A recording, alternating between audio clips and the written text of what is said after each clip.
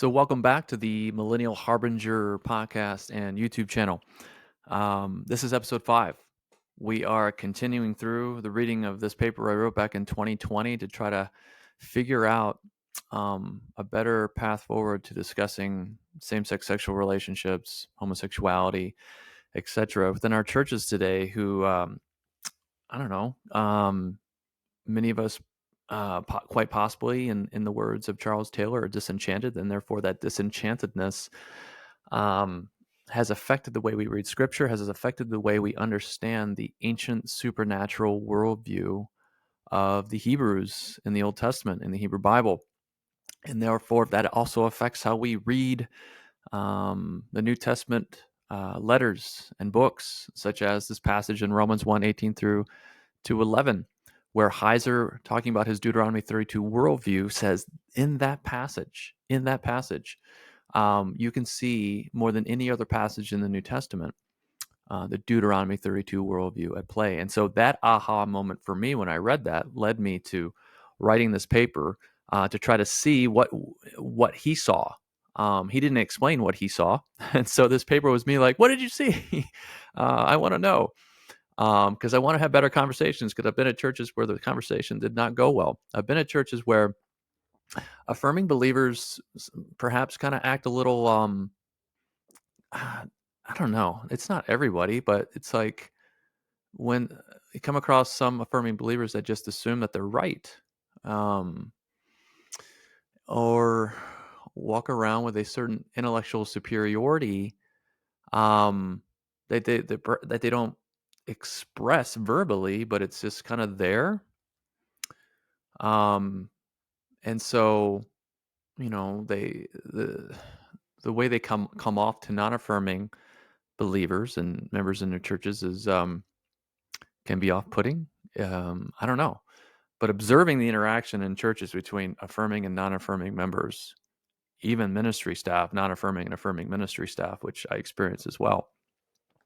It's kind of crazy. It's very interesting, because I've been a part of a ministry staff where we're kind of split down the middle and on that topic. As a result, when the conversation did happen congregation wide, man, it didn't go well, because the congregation was split down the middle in their thinking, as well as the ministry staff. So it makes me want to have a better conversation, to help. I love that idea that Charles Taylor talks about in A Secular Age, about we're disenchanted. How do we reenchant ourselves? And I see an opportunity in Heiser's Deuteronomy 32 worldview that he writes about an unseen realm as a means of reenchanting ourselves, and using that as well as reenchanting our reading of Romans 1, and therefore reenchanting our conversation about homosexuality and same-sex sexual relationships. So we pick up back where we left off here in episode 5 from episode 4, where we talked about the connections between Wisdom of Solomon and Romans 1, the structure of that passage to help us see within it the Deuteronomy 32 worldview to play. And we talked about one of the main examples of that Deuteronomy 32 worldview within the passage. That's the quotation reference back into one of the main 4 passages, according to Heiser, of the Deuteronomy 32 worldview. That's Deuteronomy 4:16 through 18, and Paul quotes it at the end of that first main subunit in Romans 1:18 through 23. Pretty significant observation, quoting that passage within Romans 1. I'm sure that's one of the things that he saw.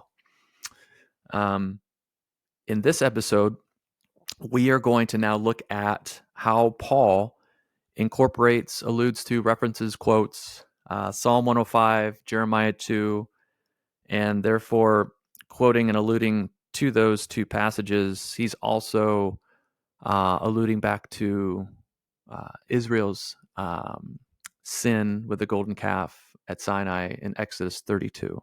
Okay, so here's where I'm going with that. Let's pick back up and let's go. Let's move.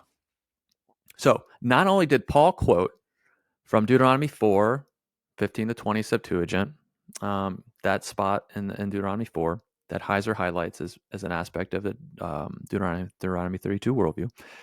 Not only did he quote that passage in the second half of Romans 1, verse 23, he also alludes to Psalm 105, Jeremiah 2, and Exodus 32 Septuagint within the first half of Romans 1, 23. So Romans 1:23a, where he says, quote, and exchange the glory of the immortal God. All right. Of those same 16 Romans commentaries that I mentioned in episode 4 that I looked at to see, hey, do they discuss anything that Heiser does in the Unseen Realm about how to understand Romans 1? And they didn't. Within those same 16 commentaries mentioned before, 12 make note of these 3 passages contributing to an Old Testament background to Paul's thought in Romans 1:23a.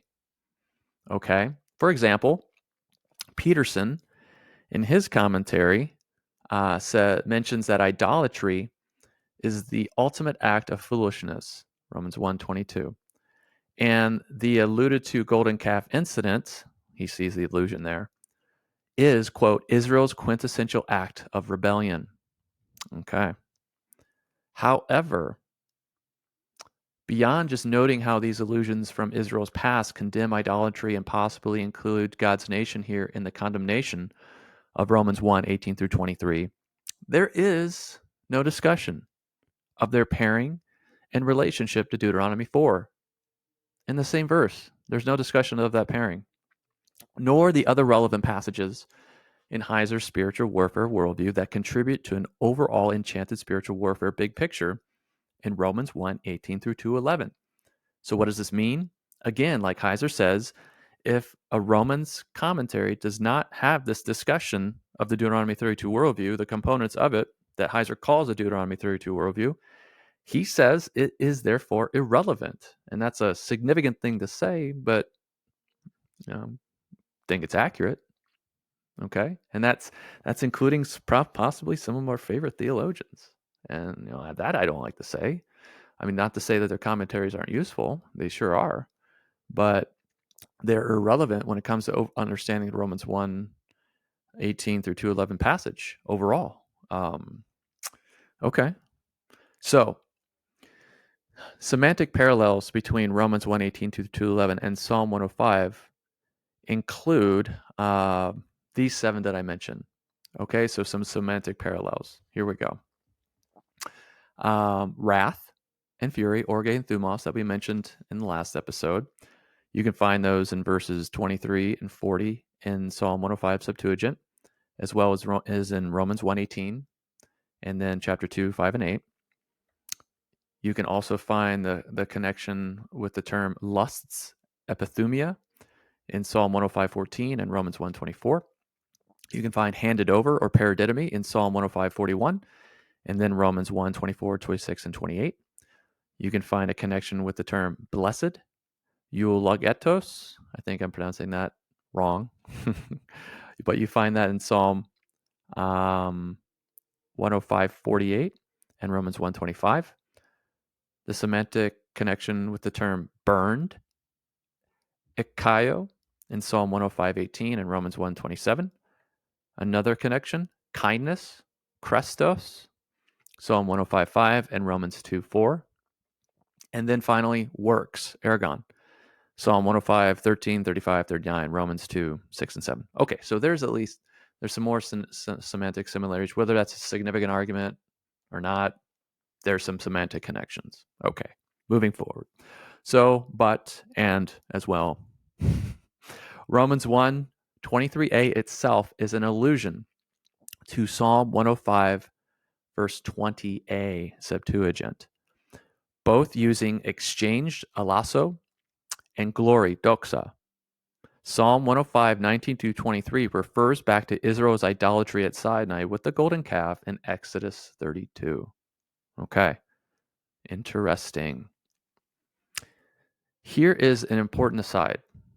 All right, so pay special attention to this because Heiser even wrote an entire article on this next thing. And that article is called, Does Deuteronomy 32:17 assume or deny the reality of other gods? Bible Translator 59.3, July 2008. Okay, I think you can even find that article for free online. I think I did. So here's what he says related to Psalm 105, Septuagint, Psalm 106 in the Hebrew. An important textual observation is the connection between Psalm 106:37, 105:37 Septuagint, and Deuteronomy 32:17, with the rarely used Hebrew term shadim. Heiser argues that the shadim were the real Elohim, the gods allotted to the nations who are not to be worshipped. He also highlights that Paul in 1 Corinthians 10:20 believed the shadim/Elohim were real and warned the church to not fellowship with demons. And guess what term is used in the Septuagint in Deuteronomy 32:17? Daimonion, demons. So Paul warned the church not to fellowship with demons on the basis of Deuteronomy 32 and Israel's failure in worshiping these other gods.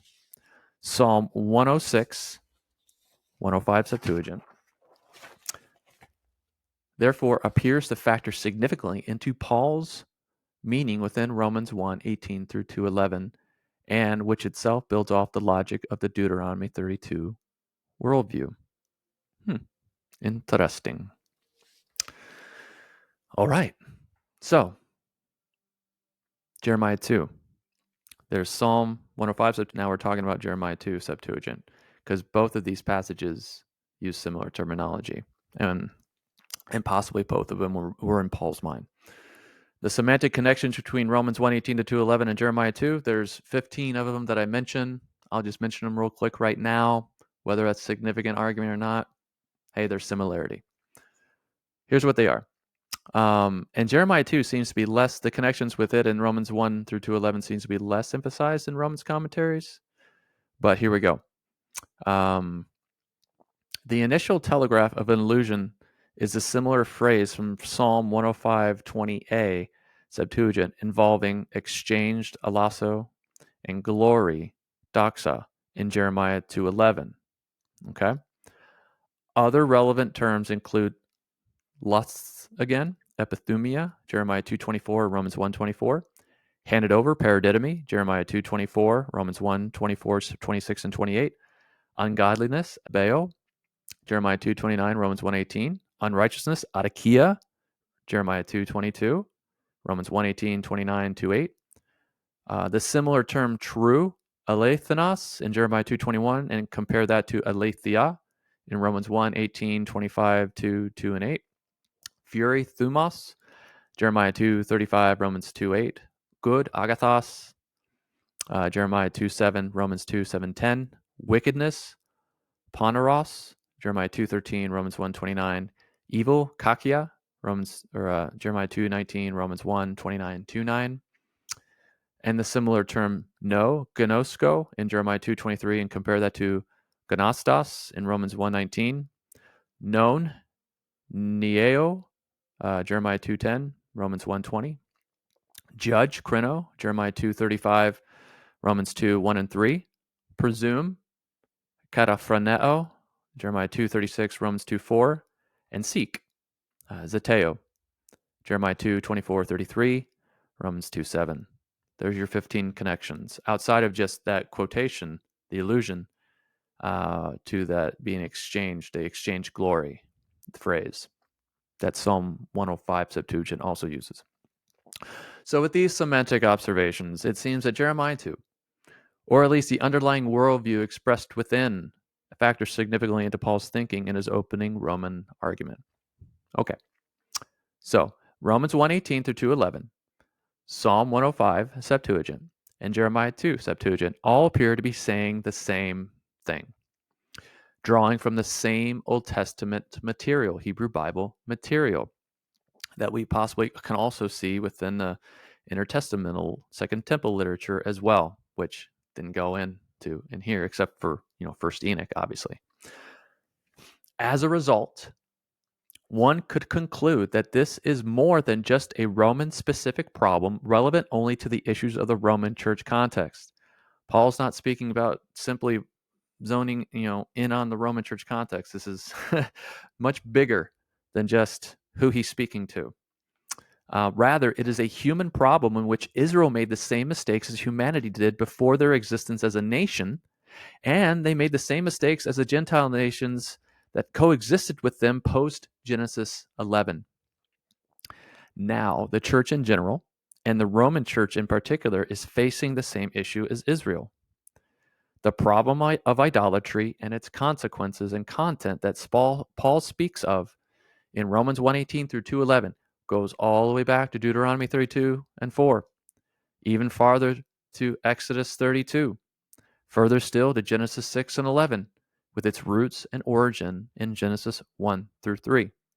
The specific Roman Christians that he's speaking to in Romans 1:18 through 2:11 are encountering the same issues and problem as Adam and Eve in the Garden of Eden, right? As all of humanity did in the prologue of Genesis 1 through 11, as Israel did in their history from beginning to end. Okay, this is not just a Roman church problem, as some might argue. Okay, so more about Psalm 105 right here. Psalm 105, verse 20, Septuagint says, quote, "They exchanged their glory for an image of an ox that eats grass." Jeremiah 2:11, Septuagint says, "Has a nation changed its gods, even though they are no gods? But my people have changed their glory for that which does not profit." The repeated use of alasso and metalasso in Romans 1 is an idiom or a Hebrew exchange formula echoing Israel's idolatrous history. That comes from Middendorf's commentary on Romans.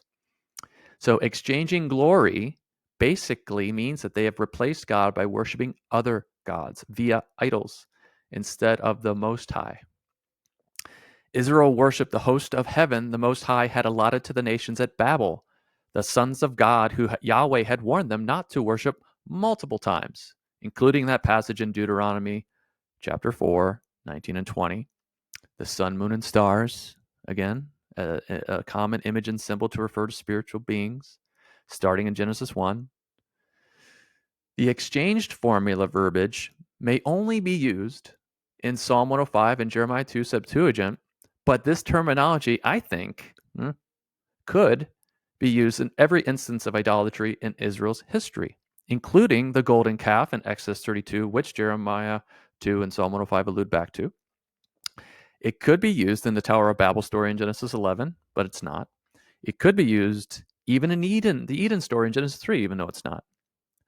The hybrid quotation and allusions in Romans 1:23 of Psalm 105, Jeremiah 2, Exodus 32, and Deuteronomy 4, Septuagint, serves, it seems, as a 1-2 punch that Paul uses to conclude his first subunit argument about the reason God has and is revealing his wrath in line with the Deuteronomy 32 worldview.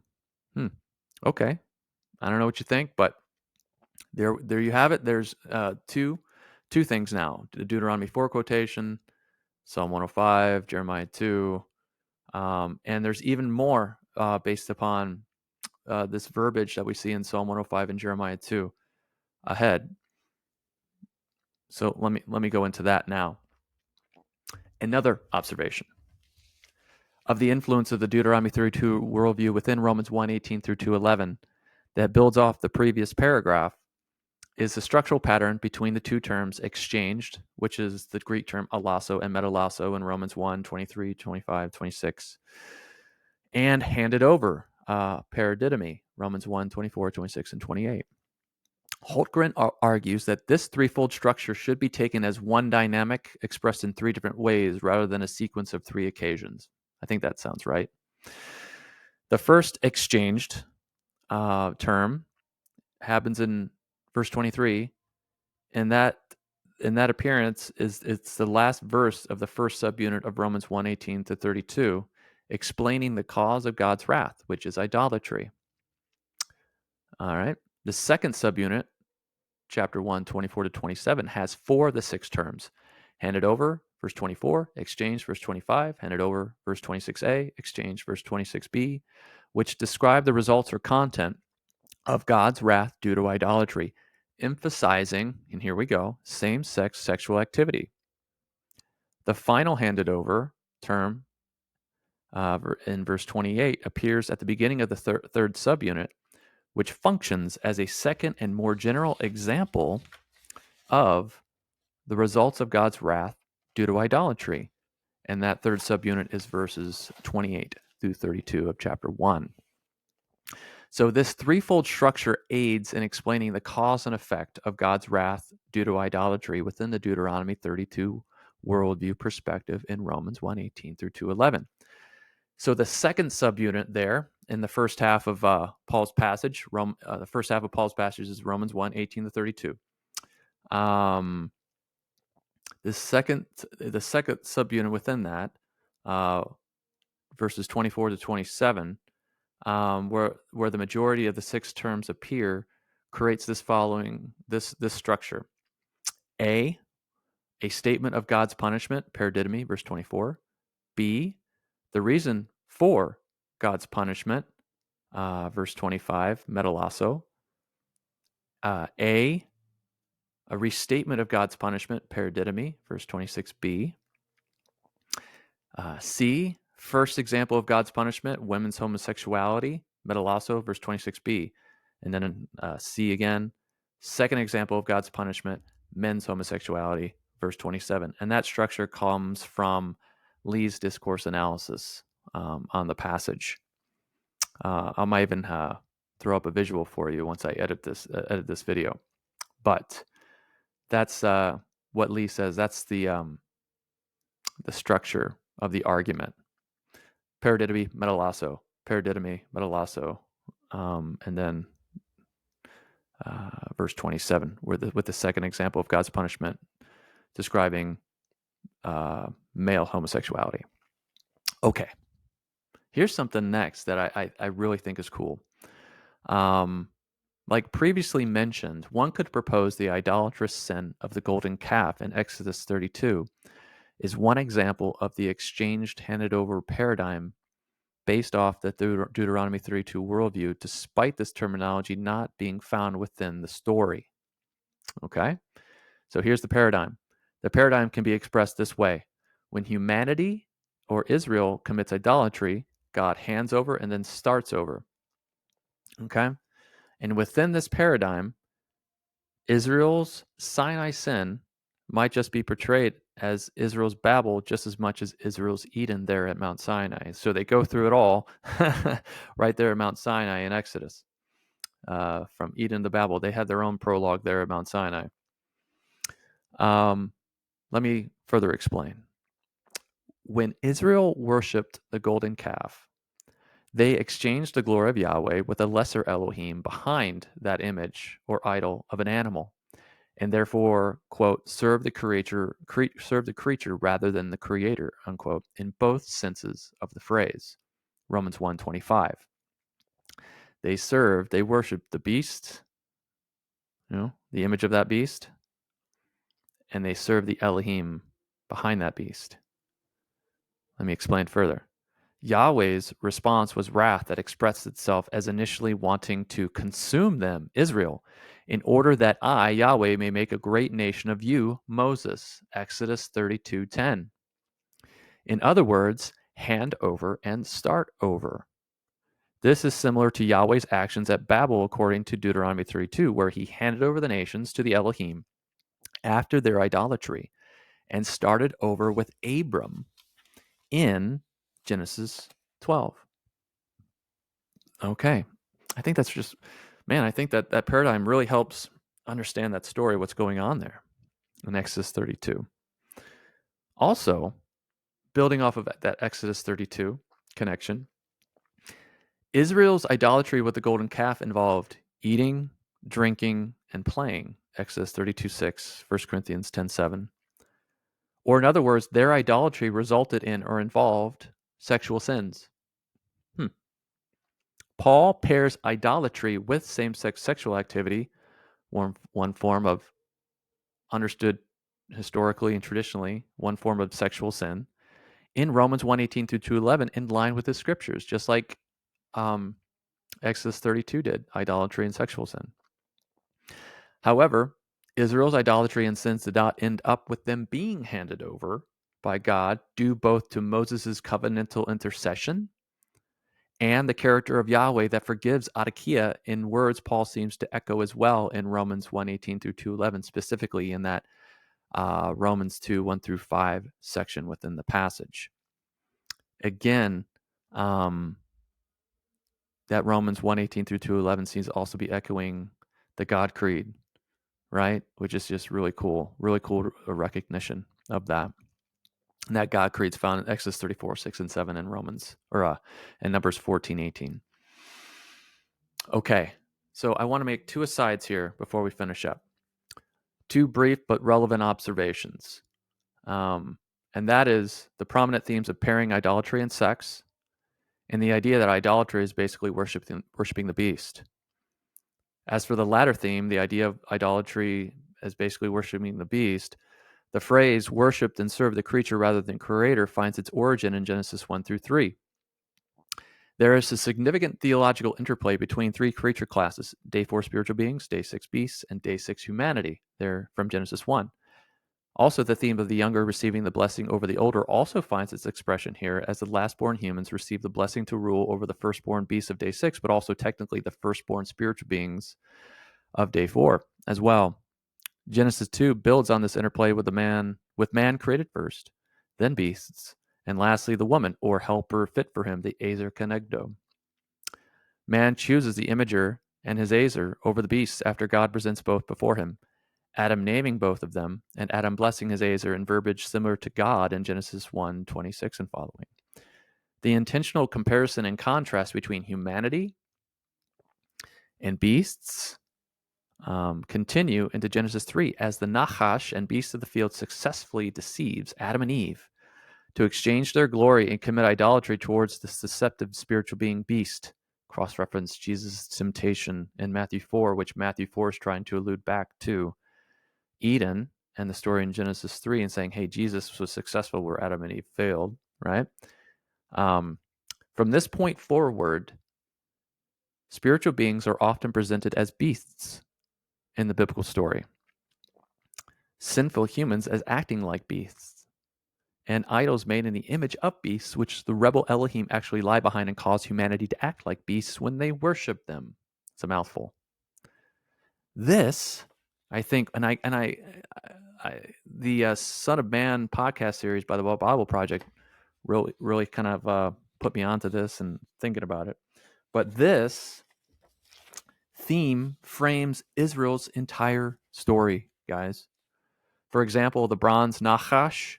We have Nachash appearing for the first time in Genesis 3. Then you have Numbers 21, the Nachash appearing. It's just a fun word to say, right?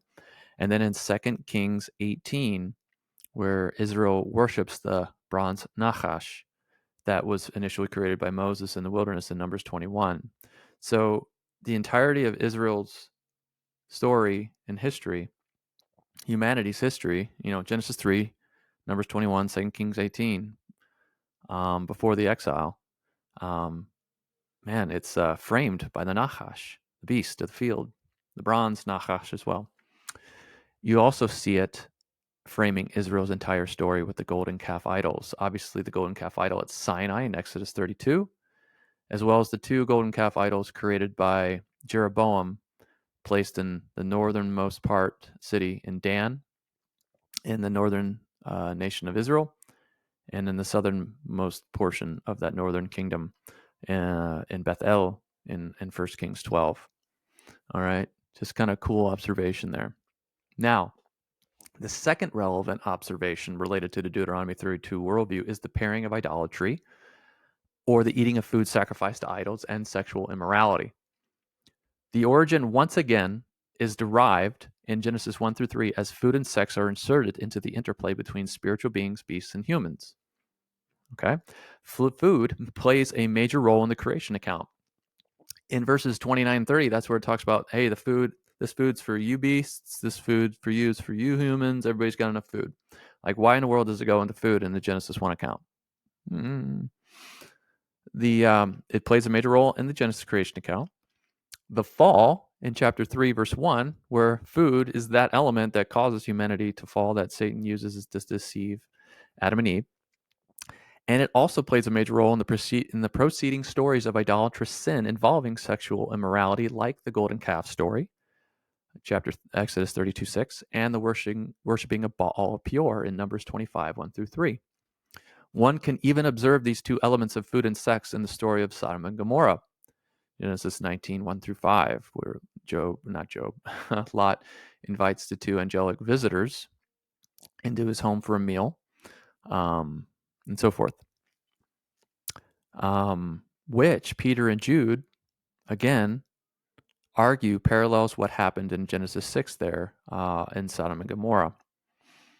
Paul draws on this scriptural pairing of food and sex in Romans 2:22, 1 Corinthians 6:9 through 13, Galatians 5:19 through 21, Ephesians 5:5, Colossians 3:5, as does John, Revelation 2:14, 20, 21, 25, and the Jerusalem Council in Acts 15, verses 19 and 29. The food and drink of idolatrous sacrifices are also specifically mentioned in Deuteronomy 32. Cross-reference Deuteronomy 32, verse 38. Okay, awesome. I think we're going to call it right there for this episode to keep it around 30 minutes. And then hopefully in one more episode, we'll finish going through this section where we can try to see the Deuteronomy 32 worldview at play within Romans 1:18 through 2:11. So we'll see you next episode, in episode 6. Until then, this is Jordan Koss signing off. See you later.